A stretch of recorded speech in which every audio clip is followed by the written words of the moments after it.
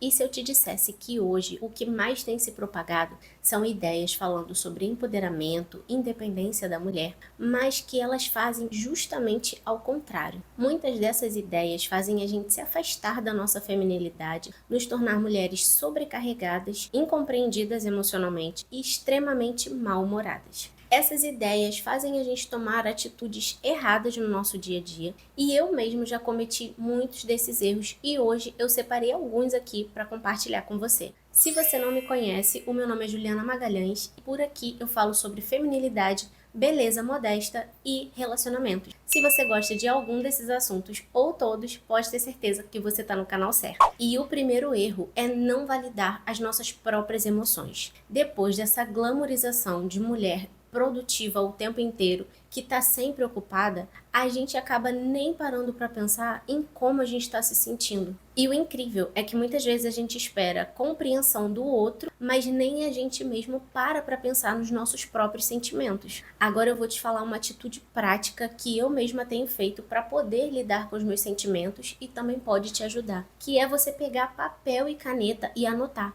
principalmente se foi alguma situação que te deixou chateada. Se caso você tenha brigado com alguém, se caso você não está se sentindo bem, ou se você ouviu que alguém falou alguma coisa de você e aquilo te afetou, é você pegar um papel e colocar ali como você está se sentindo. Parar para pensar nesse lado de sentimentos está totalmente ligado com a nossa essência feminina, porque nós mulheres costumamos nos importar mais com o lado ser humano. E isso inclui refletir sobre a nossa condição espiritual, sobre a nossa família, os nossos relacionamentos no geral, a nossa saúde. E essa diferença, ela fica muito perceptível quando você para pensar em grupos de amigos conversando. Grupos de amigas mulheres conversando e grupos de homens conversando. As mulheres, elas falam umas com as outras, o que elas estão passando, o que elas têm sentido. Já os homens, eles falam sobre algum assunto específico, como por exemplo, futebol.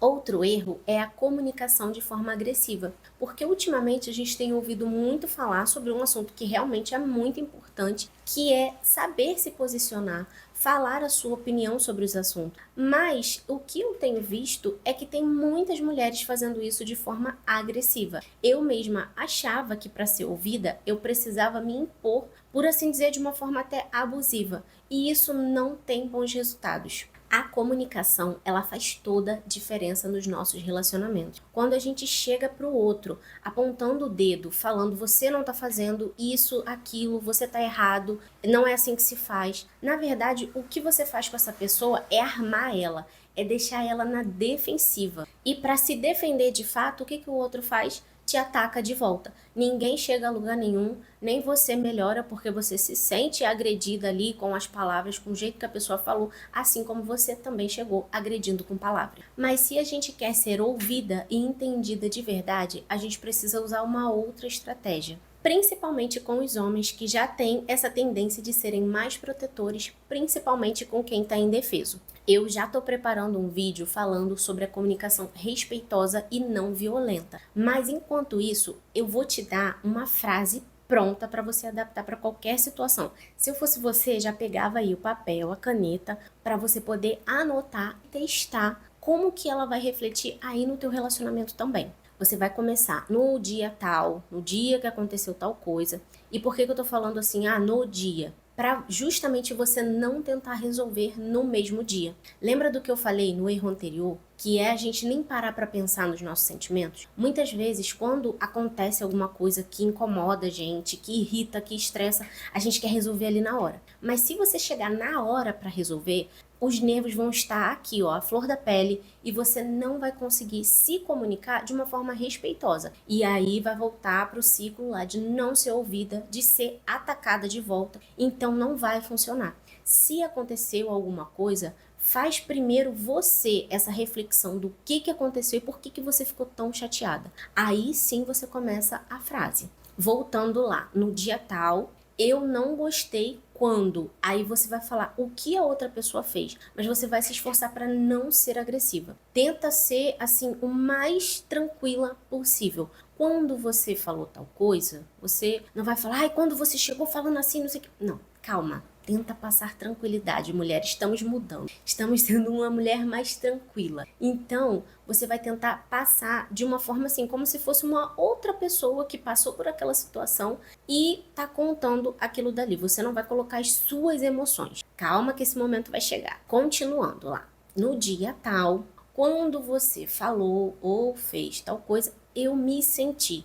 Aí você já vai ter pensado como que você se sentiu. Você se sentiu magoada, você se sentiu triste, desvalorizada, ridicularizada. Enfim, você vai usar o que você realmente sentiu. Você vai demonstrar a sua vulnerabilidade. Você vai falar como realmente aquilo te afetou. Continuando, você vai falar: eu não faria isso com você. E aí, para você usar essa frase, você realmente precisa dar o exemplo. Então, realmente, você não pode tratar o outro daquela forma. Você tem que tratar como você gostaria de ser tratada. E aí, você vai falar com convicção: olha, isso aqui eu não faria com você.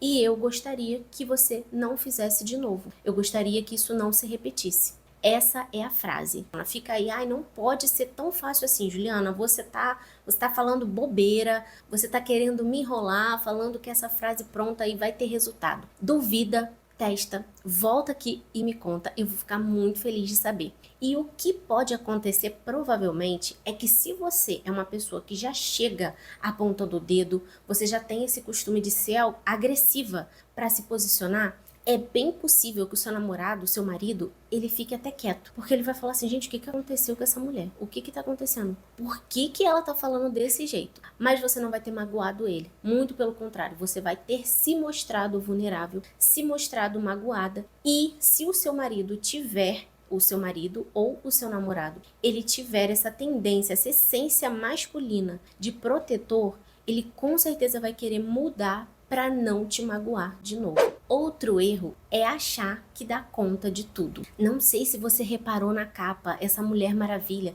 Gente, eu não quero mais uniforme de Mulher Maravilha. Eu não quero dar conta de tudo. Antigamente, a mulher, ela só tinha as coisas da casa para fazer. Mas aí, a gente foi para o mercado de trabalho, e isso é positivo sim. Inclusive, hoje em dia tem muita mulher que ganha até mais do que o parceiro. Mas o que aconteceu é que as tarefas da casa, elas não se reduziram. A nossa carga horária dentro de casa, ela não se reduziu. E quando a gente tem essa ideia de que é a gente que precisa dar conta de tudo, quando a gente não consegue dividir tarefas, quando a gente não consegue delegar, quando a gente não consegue pedir ajuda, a gente fica sobrecarregada, isso é normal. E o que acontece quando a gente acha que tem que produzir o tempo inteiro? A gente esquece de tirar tempo à toa, tanto para passar sozinha, quanto para passar com a nossa família. E isso é uma coisa que vai muito contra a nossa essência feminina, porque nós mulheres temos o poder de nutrir as pessoas com a nossa companhia.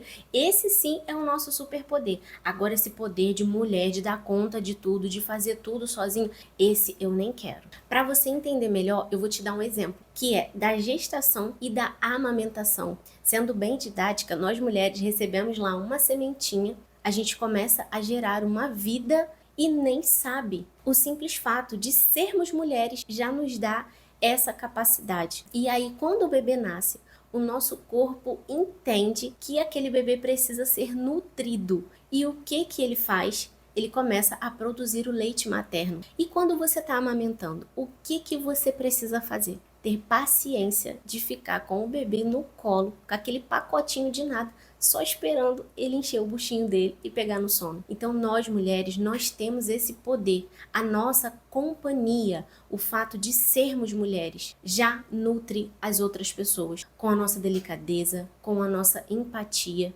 Isso sim é um superpoder que a gente deve cultivar todos os dias. E até quando o nosso filho já não precisa mais do leite materno, ele ainda precisa do nosso colo para se nutrir emocionalmente. E se a gente não tira esse tempo para poder passar com a nossa família, com o nosso filho, com o marido, com o namorado, porque a gente está muito ocupada, porque a gente é uma mulher super produtiva, nós acabamos deixando de cumprir esse papel tão bonito que a gente tem, que é de nutrir as pessoas. E não adianta, todo mundo tem as mesmas 24 horas. E se a gente não gerenciar direito o nosso tempo, é normal que sim, a gente não tenha tempo para fazer o que realmente precisa. Então eu vou te deixar uma sugestão aqui de leitura, que foi o livro Essencialismo. Olha, ele mudou muito o meu pensamento em relação a querer fazer tudo de uma vez, a querer fazer muita coisa ao mesmo tempo. Lá ele te ajuda a pensar o que você pode abrir mão,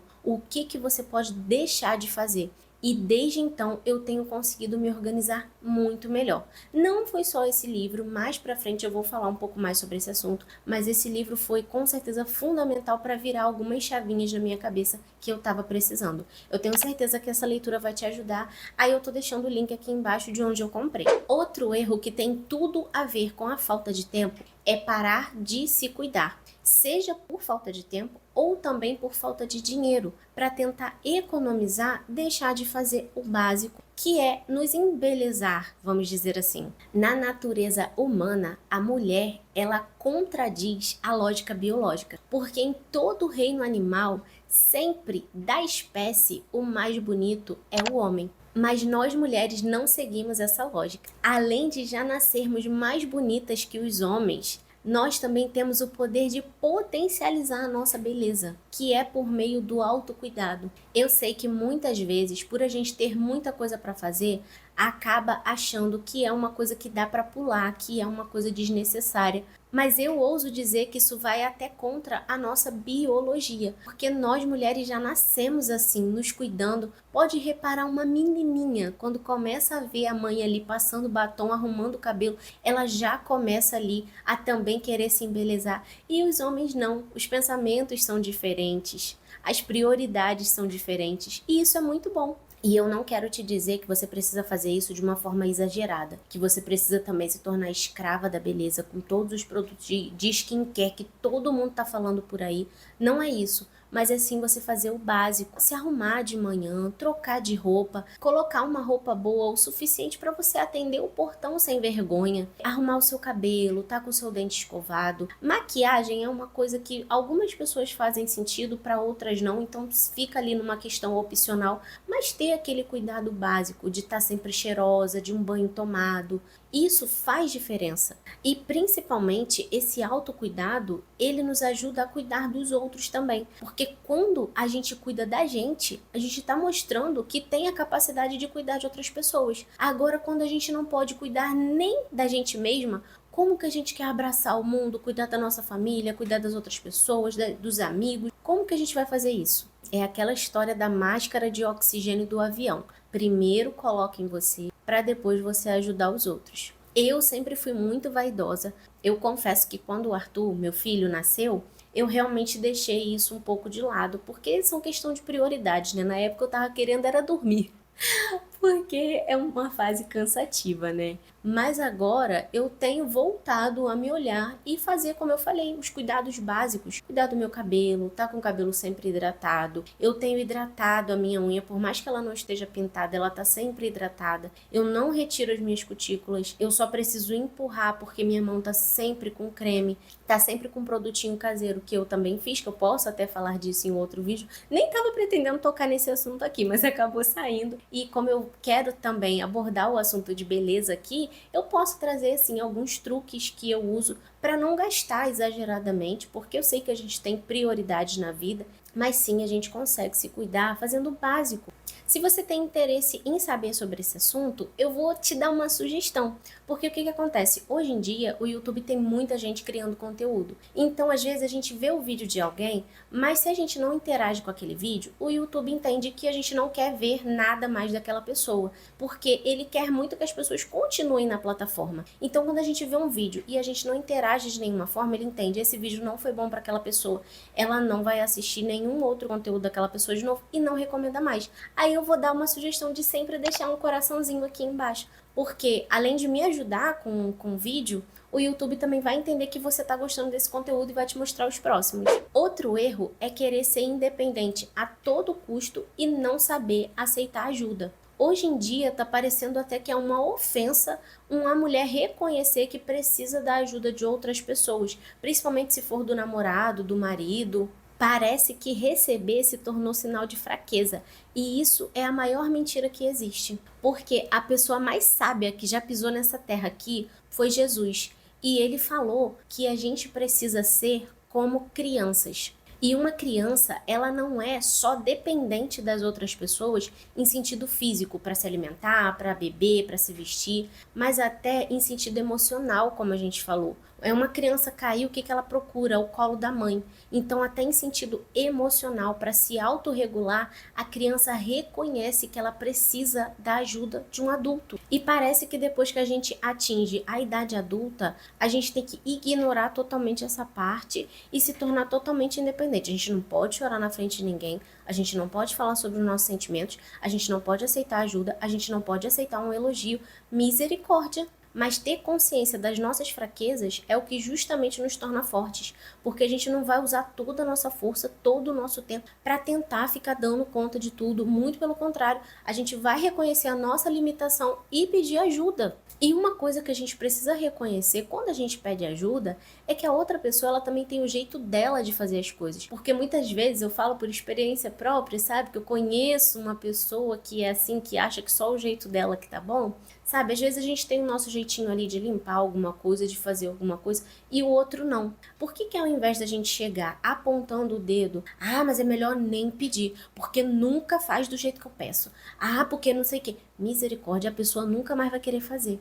A gente precisa entender que a outra pessoa tem o jeito dela, e se a pessoa fez muito, vamos dizer assim, mal feito, a gente engole e tem a paciência de ensinar a forma certa. Falar, fulano, da outra vez que você fez, eu acho que você levou até mais tempo do que eu. Não fala que é pelo lado da sujeira, não. Tem uma forma melhor de fazer, tem uma forma que é mais fácil. Vê se você gosta. E aí você tá dando a liberdade do outro e escolher se ele quer fazer ou não do seu jeito. Quando a gente quer ajuda, a gente precisa também aprender a receber como o outro pode fazer. Se tem uma coisa que ultimamente eu tenho percebido, é que é uma grande sabedoria da nossa parte aceitar ser mimada, porque muitas vezes a gente faz tanto pela nossa família, a gente faz tanto no nosso ambiente de trabalho, na nossa profissão, mas parece que a gente acha que não merece receber, não merece ser mimada, não merece ser paparicada, a gente merece sim. E uma coisa que eu achei muito interessante que eu aprendi esses dias é que a maioria dos homens, eles têm como linguagem do amor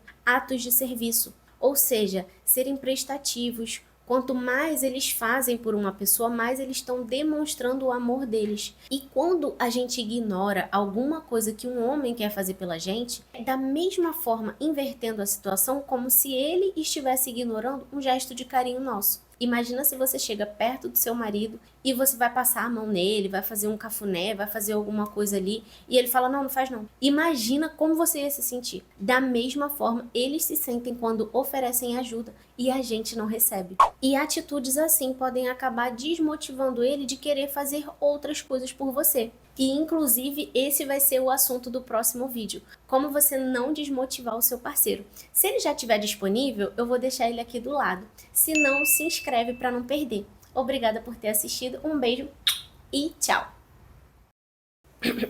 Infelizmente, passa trem, passa gente na rua, não tem... Ai meu Deus, foi difícil de sair.